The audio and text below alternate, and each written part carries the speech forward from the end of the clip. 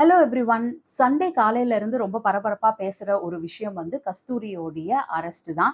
நம்ம கஸ்தூரியோட அரெஸ்ட்ட பத்தி நீங்க நெறைய கேட்டுட்டு இருப்பீங்க. ஆனா, இதுல ஒரு 2 விஷயம், இதை சார்ந்த ஒரு 2 விஷயம் பதிவு பண்றதுக்கு தான் வந்து இந்த விளாக் வந்து நான் பேசுறேன். அதுக்கு முன்னாடி வந்து இந்த கஸ்தூரி ஏன் அரெஸ்ட் ஆனாங்க? எதனால அரெஸ்ட் ஆனாங்க? அதோடைய பின்புறம் என்ன? அப்படின்றத பார்த்துட்டு, அதுக்கப்புறம் ஒரு 2 விஷயம், இதை சார்ந்த ஒரு 2 விஷயம் வந்து பேசப் போறோம். அது என்ன அப்படின்னா வந்து, இந்த பாதுகாப்பு சட்டத்த பத்தி வந்து கஸ்தூரி வந்து கேட்டிருக்கிறாங்க. அந்த பாதுகாப்பு சட்டம் ஜெனரலா எதுக்கு குடுக்கப்படுது? எதனால இந்த பாதுகாப்பு சட்டம் வந்தது? அப்படின்றத பத்தி ஒரு விளக்கம் பார்க்க போறோம். அது இல்லாம வந்து இந்த ரிசர்வேஷன பத்தியும் வந்து நெறைய கஸ்தூரி பேசியிருக்காங்க. ஸோ இந்த ரிசர்வேஷன் சிஸ்டம பத்தியும் வந்து நம்ம பேசப் போறோம். அதுக்கு முன்னாடி வந்து முதல்ல கஸ்தூரி ஏன் அரெஸ்ட் ஆனாங்க? அப்படின்றத பார்த்துட்டு, அதுக்கப்புறம் இந்த 2 விஷயத்த பத்தி பேசலாம். கஸ்தூரி வந்து ஒரு 10 நாளைக்கு முன்னாடி ஒரு கவன ஈர்ப்பு கூட்டம் வந்து ஒண்ணு நடத்துறாங்க. பிராமண சமுதாயத்துக்காக ஒரு கவன ஈர்ப்பு கூட்டம் நடத்தி, அதுல ஒரு 3 பெரிய பிரச்சனைகள பத்தி வந்து அவங்க பேசுறாங்க. அதுல வந்து ஒரு 3 கோரிக்கைகளும் வந்து வைக்கிறாங்க. அதுல என்ன 3 கோரிக்கை வைக்கிறாங்க அப்படின்னா வந்து, பிராமண சமுதாயத்துக்கு வந்து ஒரு நல வாரியம் வந்து அமைக்கணும் அப்படின்னு சொல்றாங்க. அதுக்கப்புறம் பிராமண சமுதாயத்துக்கு வந்து ஒரு பாதுகாப்பு சட்டம் வேணும் அப்படின்னு சொல்றாங்க. அது இல்லாம வந்து இந்த பிராமண சமுதாயம் வந்து நெறைய கேலிக்கும், கிண்டலுக்கும் ஆளாக்கப்படுது. எங்களுக்கு வந்து அ அ எங்கள வந்து நெறைய விஷயத்துல வந்து எங்கள வந்து ரொம்ப ஒடுக்குறாங்க. எங்களுக்கு வந்து ரோட்ல போறதுக்கே பயமா இருக்கு. எங்களுக்கு ஒரு பாதுகாப்பு வேணும் அப்படின்றதுக்காக நடத்தப்பட்டது தான் வந்து இந்த கவன ஈர்ப்பு கூட்டம். இந்த விஷயத்துக்காக தான் கஸ்தூரி அரெஸ்ட் ஆனாங்களா? அப்படின்னா வந்து இல்ல. இந்த 3 விஷயங்களுக்காக இந்த ஒரு கூட்டம் நடத்தப்பட்டது. ஆனா, இதுல ஒரு 40, 45 நிமிஷம் கஸ்தூரி அவர்கள் பேசியிருக்கிறாங்க. அந்த பேசுனதுல பல சர்ச்சைக்குரிய கருத்துகள் வந்து பேசியிருக்கிறாங்க. அந்த சர்ச்சைக்குரிய கருத்துக்கள் பேசுனதுக்காக தான் வந்து அவங்க அரெஸ்ட் பண்ணப்பட்டிருக்காங்க. அவங்க 45 நிமிஷம் பேசினா கூட ஒரு 3, 4 விஷயம் வந்து ரொம்ப ரொம்ப சர்ச்சைக்குரிய விஷயமா, ரொம்ப தரைக்குறைவான விஷயமா பேசியிருக்கிறாங்க. அந்த 4 விஷயத்த மட்டும் நான் வந்து முதல்ல சொல்லிடுறேன். அவங்க என்ன சொல்றாங்க அப்படின்னா, பிராமணர்கள் எல்லாம் வந்து வந்தேரிகளா சொல்றீங்களே, இந்த தெலுங்கர்கள் எல்லாரும் நம்ம ஊர்ல இருக்கிற ராஜாவுக்கு பணிவிடை செய்த அந்தப்புற பெண்களுக்கு பணிவிடை செய்ய வந்தவங்கள் தான் வந்து இந்த தெலுங்கர்கள் அப்படின்னு சொல்லி தெலுங்கர் இனத்த வந்து ரொம்ப கேவலமா கொச்சைப்படுத்தி பேசியிருக்கிறாங்க. அது இல்லாம வந்து இந்த குற்றம் பின்னணியில இருக்கிறவங்க, நீங்க ஜெயில்ல போய் குற்ற பின்னணியில இருக்கிறவங்கள பார்த்தீங்கன்னா, அந்த அந்த பெயர்கள்ல வந்து பிராமண பெயர்கள் வந்து இருக்காது அப்படின்றத வந்து சொல்லியிருக்கிறாங்க. அதுக்கப்புறம் வந்து இந்த லஞ்சம் இதெல்லாம் வந்து ஜாஸ்தி ஆனதே வந்து ரிசர்வேஷனுக்கு அப்புறம் தான் வந்து இந்த லஞ்சம் எல்லாம் வந்து ஜாஸ்தி ஆயிருக்கு அப்படின்றதையும் வந்து சொல்லியிருக்காங்க. இது 3மே வந்து ரொம்ப ரொம்ப சர்ச்சைக்குரிய கருத்துக்களா வந்து இருக்கு.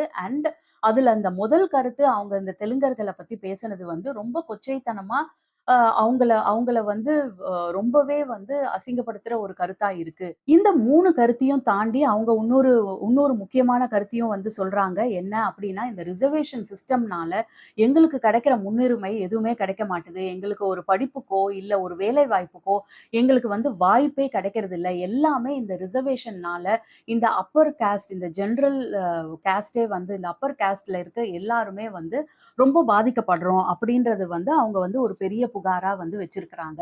ஸோ இந்த 4 விஷயங்கள் அவங்க பேசினதுல இந்த முதல் விஷயம் தான் வந்து ரொம்ப ரொம்ப சர்ச்சைக்குரிய விஷயமா வந்திருக்கு. இந்த தெலுங்கர்கள பத்தி அவங்க பேசின ஒரு விஷயம் தான் ரொம்ப சர்ச்சைக்குறியா ஆயி, அந்த அ பல அ ப பல காஸ்ட் கம்யூனிட்டிய சேர்ந்த சங்கங்கள் வந்து அவங்க மேல வந்து ஒரு கேஸ போட்டு அவங்கள அரெஸ்ட் பண்ணல அப்படின்னா, நாங்க ஒரு கண்டன போராட்டம் நடத்துவோம் அப்படின்னு பதிவு பண்றாங்க. அது பண்ண பிறகு வந்து கஸ்தூரி அவர்கள் என்ன பண்றாங்க அப்படின்னா, முன்ஜாமீன் கருதி மதுரை கோர்ட்ல வந்து முன்ஜாமீன் கருதி அவங்க வந்து ஒரு ரெக்வெஸ்ட்ட வைக்கிறாங்க. அந்த ரெக்வெஸ்ட் வந்து ஆனந்த் வெங்கடேசன் அப்படின்ற ஜட்ஜ் தான் வந்து அத வந்து அந்த முன்ஜாமீன பரிசீலனை பண்றாரு.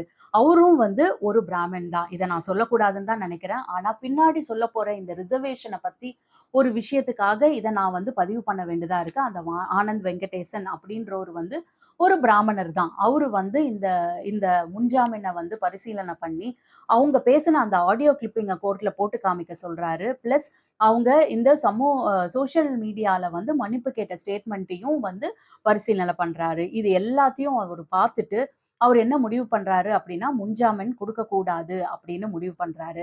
ஏன் அப்படின்னா, இது வந்து ரொம்ப வெறுப்பு பேச்சா இருக்கு. இது 2 ஸ்டேட்டுக்கும் நடுவுல பிரச்சனைய உருவாக்குற மாதிரியான ஒரு விஷயமா இருக்கு. 2 சமுதாயத்துக்கு நடுவுல ஒரு நல்லிணக்கத்த குலைக்கிற ஒரு விஷயமா இருக்கு அப்படின்னு சொல்லி அவரு வந்து முன்ஜாமீன வந்து கேன்சல் பண்றாரு. முன்ஜாமீன கேன்சல் பண்ண உடனே போலீஸ் வந்து ஒரு தனிப்படை அமைச்சு அவங்கள அரெஸ்ட் பண்றதுக்காக அவங்கள சென்னையில தேடி, சென்னையில இல்லாதபோது ஹைதராபாத்ல போயிட்டு அவங்கள சண்டே காலையில அரெஸ்ட் பண்ணி அங்கருந்து சென்னைக்கு கூட்டிட்டு வராங்க. இது அடுத்த வாரம் தான் வந்து ஹியரிங்க்கு போகும். இதுதான் வந்து நடந்த விஷயம். கஸ்தூரி அரெஸ்ட் பண்ணப்பட்டதோடைய பின் அ பேக்கிரவுண்ட் ஸ்டோரி வந்து இதுதான். இதுல இருந்து நம்ம வந்து 2 இன்ஃபாக்ட் 3 கருத்துக்கள பத்தி மேஜரா பேசப் போறோம். முதல் கருத்து வந்து, அவங்க வந்து இந்த பிராமணர்கள் பாதுகாப்பு சட்டம் அப்படின்னு ஒண்ணு வேணும் அப்படின்னு கேட்கறாங்க. ஜெனரலா இந்த பாதுகாப்பு சட்டம்னு நெறைய இருக்கு. அ ஒரு மனித உரிமை பாதுகாப்பு சட்டம்னு நம்ம எல்லாருக்குமே அப்ளிகபிளா இருக்கு. பிளஸ் விலங்குகள் பாதுகாப்பு சட்டம் இருக்கு. பட் இது ஒரு கம்யூனிட்டிய சேர்ந்த பாதுகாப்பு சட்டம் அப்படின்னு பார்த்தோம்னா, அதுல வந்து இந்த ஒரு சட்டம் தான் வந்து வருது.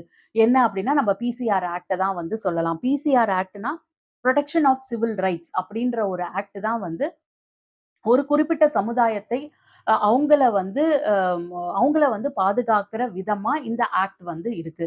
இது வந்து என்ன சொல்லுது அப்டின்னா, 2 விஷயத்துக்காக இந்த ஆக்ட் வந்து வந்திருக்கு. ஒண்ணு வந்து அபாலிஷன் ஆஃப் அன்டச்சபிலிட்டி.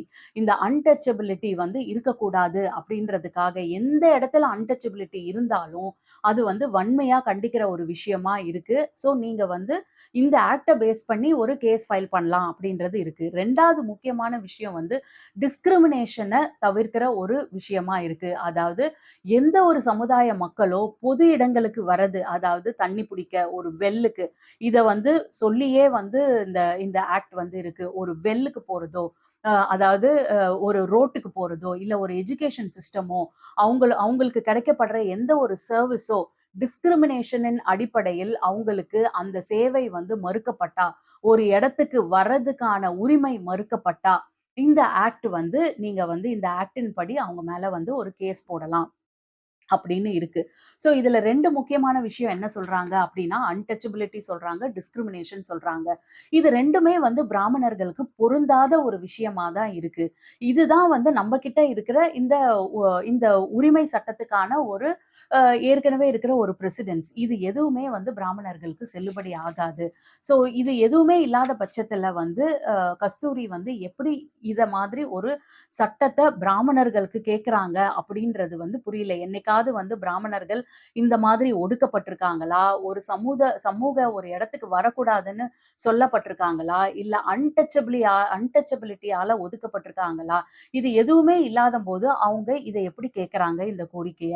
மத்தபடி ஒரு தனி மனுஷன் மேல வைக்கிற ஒரு அ ஒ எந்தவித ஒரு வன்மமான பேச்சோ, இல்ல ஒரு சமுதாயத்தின் மேல இருக்கிற ஒரு வன்மமான பேச்சுக்கு, இதுக்கெல்லாம் வந்து தனித்தனி சட்டங்கள் இருக்கு. இப்போ உங்கள வந்து ஒருத்தவங்க வந்து ஒரு வன்மமா பேசிட்டாங்க அப்படின்னா, அவங்க மேல நீங்க வந்து ஒரு டிஃபமேஷன் கேஸ் போடலாம். அந்த மாதிரி தனித்தனி சட்டங்கள் இருக்கு, தனி நபர்களுக்கு. பட் டோட்டல் ஒரு கம்யூனிட்டியா சேர்ந்து ஒரு ஒரு சட்டம்னு வரணும்னா, அவங்க வந்து ஒண்ணு ஒடுக்கப்பட்டவங்களா இருக்கணும். இந்த மாதிரி அன்டச்சபிலிட்டி, டிஸ்கிரிமினேஷன் ஏதாவது ஒரு விஷயத்துல வந்து அவங்க வந்து சம்மந்தப்பட்டிருக்கணும். ஸோ அப்படி இருந்தா தான் இந்த மாதிரி ஒண்ணு குடுக்க முடியும் அப்படின்றது தான் நம்மளுடைய பிரசிடென்ஸா இருக்குது. இது ஒரு விஷயம். 2வது விஷயம் அவங்க என்ன சொல்றாங்க அப்படின்னா, பிராமணர்களுக்கு எந்தவித ஒரு வேலை வாய்ப்பே வந்து இப்பல்லாம் கிடைக்கிறதில்ல. படிக்கிறதுல உரிமை கிடைக்கிறதில்ல. Because of this reservation system அப்படின்னு சொல்றாங்க. ரிசர்வேஷனுக்கு நம்ம அடுத்து வரலாம். ஆனா முதல்ல வந்து எங்களுக்கு வந்து எந்த ஒரு கவர்ன்மென்ட் ஜாப்ல பிரெஃபரன்ஸ் கிடைக்கிறதில்ல. எங்களுக்கு வந்து நெறைய வேலைகள்ல வந்து எங்களுக்கு பிரெஃபரன்ஸ் கிடைக்கிறதில்ல. நாங்க ஒதுக்கப்படுறோம் அப்படின்னு சொல்றாங்க. ஆனா ஸ்டாட்டிஸ்டிக்ஸ் எடுத்து பார்த்தீங்க அப்படின்னா, ஜுடிஷியரி சிஸ்டம்ல இந்த ஜட்ஜஸா இருக்கிற நெறைய பேர் கிட்டத்தட்ட 40லிருந்து 45% மக்கள் வந்து இந்த பிராமணர்களா இருக்கிறாங்க. இல்லன்னா அப்பர் கிளாஸ் பிராமணர்கள் கூட நம்ம சொல்ல வேணாம். அப்பர் கிளாஸ் காஸ்ட்டா இருக்கிறாங்க. பிராமணர்களோட சேர்த்து ஒரு 2, 3 சமுதாயம் இருக்கும். கிட்டத்தட்ட பிராமணர்கள் ஒரு 2லிருந்து 3%னா டோட்டலா ஒரு 5% வந்து அப்பர் காஸ்ட்டா இருக்கு. அந்த அப்பர் காஸ்ட் தான் வந்து 40லிருந்து 45% ஜுடிஷியரிய ஆக்கியூபை பண்ணியிருக்காங்க. நீங்க எந்த ஒரு ஒரு இன்ஸ்டிடியூஷன்ல வைஸ் சான்சலர் அப்படின்னு பார்த்தீங்கன்னா, கிட்டத்தட்ட 50% வந்து அப்பர் காஸ்ட்டா தான் வந்து இருக்கிறாங்க. அது இல்லாம வந்து நீங்க வந்து அம் அ ஐஏஎஸ் அதிகாரிகள பார்த்தீங்கன்னா, அதுல தான் இருக்கிறதுலயே ஹையஸ்ட் நம்பர். இந்த மாதிரி கவர்னர் பதவியில வந்து கிட்டத்தட்ட ஒரு 50% வந்து கவர்னர் பதவியில வந்து அப்பர் காஸ்ட் தான் இருக்காங்க.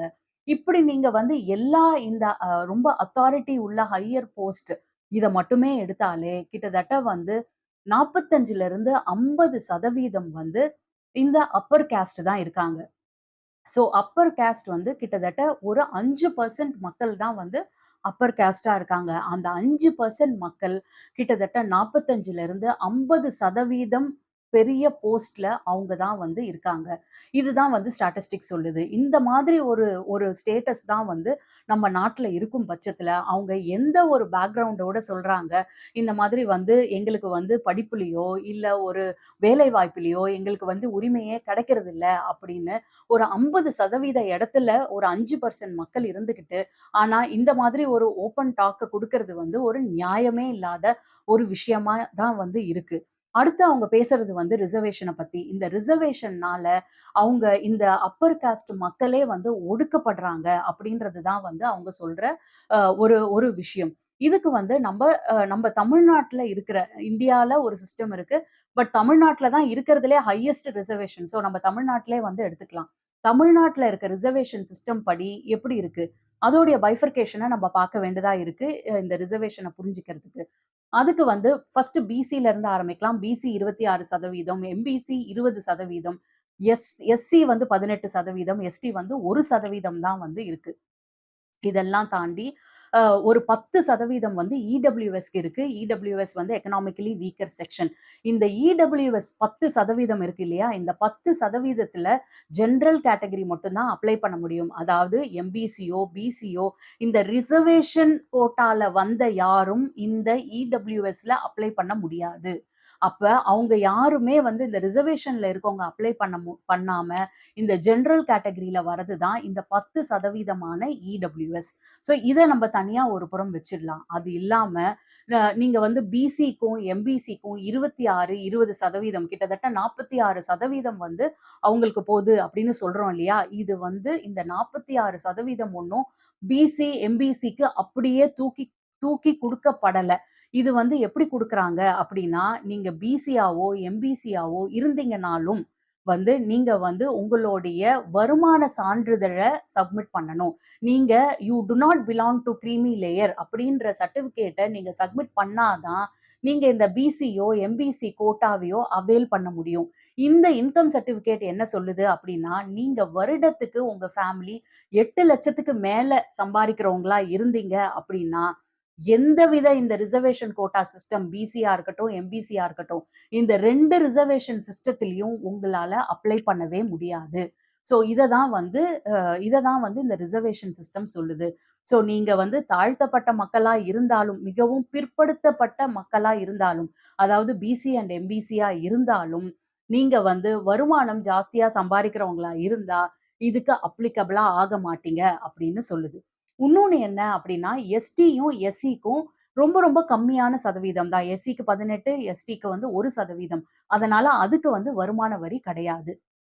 இப்ப நீங்க ஒட்டுமொத்தமா இத கணக்கீடு பண்ணீங்க அப்படின்னா, 69% ரிசர்வேஷன் இன்க்ளூடிங் இடபிள்யூஎஸ். 31% வந்து ஜெனரல் கேட்டகரில இருக்கு. இந்த 31% பிளஸ் இடபிள்யூஎஸ் 10%, 41% வந்து ஓப்பன் கேட்டகரில தான் வந்து இருக்கு. இந்த 41% வந்து ஜெனரலா யாருமே அப்ளை பண்ணக்கூடிய விதத்துல தான் வந்து இது வந்து இருக்கப்படுது தமிழ்நாட்டிலே. தமிழ்நாட்டுல தான் இருக்கிறதுலே வந்து ஹையஸ்ட் ரிசர்வேஷன் வந்து இருக்கு. அந்த ஹையஸ்ட் ரிசர்வேஷன்லயே கிட்டத்தட்ட 41% வந்து ஓப்பனா தான் இருக்கு. இந்த 60% வந்து இந்த ரிசர்வேஷன் குடுக்கப்பட்டதுக்கு காரணம், பல தலைமுறைகளா வந்து இவங்களுக்கு பல விஷயங்கள் மறுக்கப்பட்டதன் காரணமா தான் வந்து அவங்கள கைதூக்கி விடுறதுக்காக மட்டுமே வந்து இந்த இந்த மாதிரி ஒரு ரிசர்வேஷன் சிஸ்டம் குடுக்கப்படுது. இது வந்து அம் அ இது வந்து சில இடத்துல வந்து தப்பா பயன்படுத்தப்படலாம். ஆனா, இந்த சிஸ்டமே வந்து தப்பு அப்படின்னு கண்டிப்பா வந்து நம்ம சொல்லவே கூடாது. நம்ம சமுதாயத்துல வந்து ஒரு ஈக்குவல் ஸ்டேட்டஸ கொண்டு வரணும் அப்படின்னா, இந்த மாதிரி ஒரு ரிசர்வேஷன் இருந்தா மட்டும் தான் வந்து கொண்டு வர முடியும். அப்படின்னு நான்லாம் நம்புறேன். ஏன்னா, வுமன் ரிசர்வேஷன இப்ப ஏன் வந்து நம்ம ரொம்ப பெருசா பேசுறோம்? இப்ப இந்த கஸ்தூரி சார்ந்திருக்க கட்சியோ, இல்ல கஸ்தூரி போன்ற மக்களோ வந்து வுமன் ரிசர்வேஷன பத்தி எதுவுமே அத கொண்டு வரணும் அப்படின்னு தானே சொல்றாங்க. அத மட்டும் ஏன் கொண்டு வரணும் அப்படின்னு சொல்றாங்க. பல காலங்களா வுமன் வந்து ரொம்ப தாழ்த்தப்பட்ட நிலையில இருக்கிறதுனால, அவங்களுக்கு பல உரிமைகள் மறுக்கப்பட்டதுனால, பல விஷயத்த அவங்க பண்ண விடாம நிறுத்துனதுனால, நம்ம வந்து இப்போ வுமனுக்குன்னு ஒரு ரிசர்வேஷன குடுக்கணும். அது கரெக்ட்டு அப்டின்னா, அப்ப சமுதாயத்துல கீழ்மட்ட லெவல்ல இருக்கிறவங்கள கை தூக்கி விடுறதுக்கு இந்த ரிசர்வேஷன் ரொம்ப ரொம்ப யூஸ்ஃபுல்லா இருக்கும். அத வந்து நான்லாம் வந்து கண்கூடா என்னுடைய ஊர்ல வந்து பார்த்துருக்கேன். இந்த ரிசர்வேஷன் மூலியமா படிச்சு ஒரு ஒரு ஃபர்ஸ்ட்டு ஒரு வீடே முன்னேறும். அதுக்கப்புறம் ஒரு சமுதாயமே வந்து முன்னேறிருக்கு. ஸோ இது வந்து நிஜமாலுமே வந்து ஒரு நல்ல சிஸ்டமா தான் வந்து நான் வந்து பார்க்குறேன். நீங்க வந்து உங்களோட ஒப்பீனியனும் வந்து என்ன அப்படின்றத வந்து நீங்க சொல்லுங்க. இது இல்லாம கடைசியா ஒரே ஒரு விஷயத்த மட்டும் நான் சொல்லி முடிச்சுக்கிறேன். அது என்னால சொல்லாம இருக்க முடியல. என்ன அப்படின்னா, கஸ்தூரி அவர்கள் வந்து 3வதா ஒரு விஷயத்த பத்தி பேசியிருந்தாங்கன்னு நான் சொன்னேன் இல்லையா? நீங்க வந்து ஒரு ஜெயில்ல வந்து குற்றம் பண்ணவர்களுடைய இதெல்லாம் பார்த்தீங்க அப்படின்னா வந்து, பெரும்பான்மை வந்து அதுல வந்து பிராமண சமுதாயம்லாம் இல்ல. அதுல வந்து நீங்க நீங்க உங்கள சேர்ந்த இந்த ஜாதிகள் தான் வந்து இருக்கு அப்படின்னு ஒண்ணு சொல்லியிருக்காங்க. அது இல்லாம வந்து இந்த லஞ்சம்லாம் வந்து ஜாஸ்தி ஆனதே வந்து ரிசர்வேஷன் சிஸ்டம் வந்ததுக்கு அப்புறம் தான். நாங்கலாம் இருந்தம்போது வந்து இந்த லஞ்சம்லாம் வந்து இவ்ளோ இல்ல அப்படின்னு 2 விஷயத்த சொல்லியிருக்காங்க.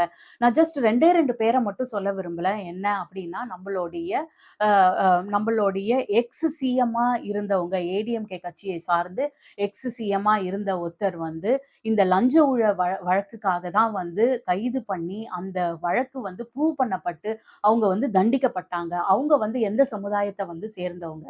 அது இல்லாம நீங்க வந்து ரொம்ப உச்சகட்டமா நினைக்கிற இந்த ஜெயேந்திர சரஸ்வதி அப்படின்ற ஒருத்தவர் வந்து அரெஸ்ட் பண்ணப்பட்டாரு ஒரு கொலை வழக்குல. அவரு வந்து எந்த சமுதாயத்த சேர்ந்தவரு. இதெல்லாம் நம்ம சொல்லக்கூடாது அப்படின்னு தான் நினைக்கிறோம். ஆனா இந்த மாரி நெறைய விஷயத்த அவங்க வந்து இந்த பேச்சின் மூலியமா சொன்னதால, இந்த மாரி நெறைய மோசமான கருத்துக்கள வந்து நம்ம பேசுனதுனால தான் வந்து நம்ம வந்து இதெல்லாம் வந்து சொல்ல வேண்டியதா இருக்கு. நீங்க வந்து உங்களுக்கு உங்களுடைய எண்ணத்த பத்தி நீங்க வந்து கமெண்ட்ல சொல்லுங்க. இந்த ரிசர்வேஷன் கண்டிப்பா வேணுமா?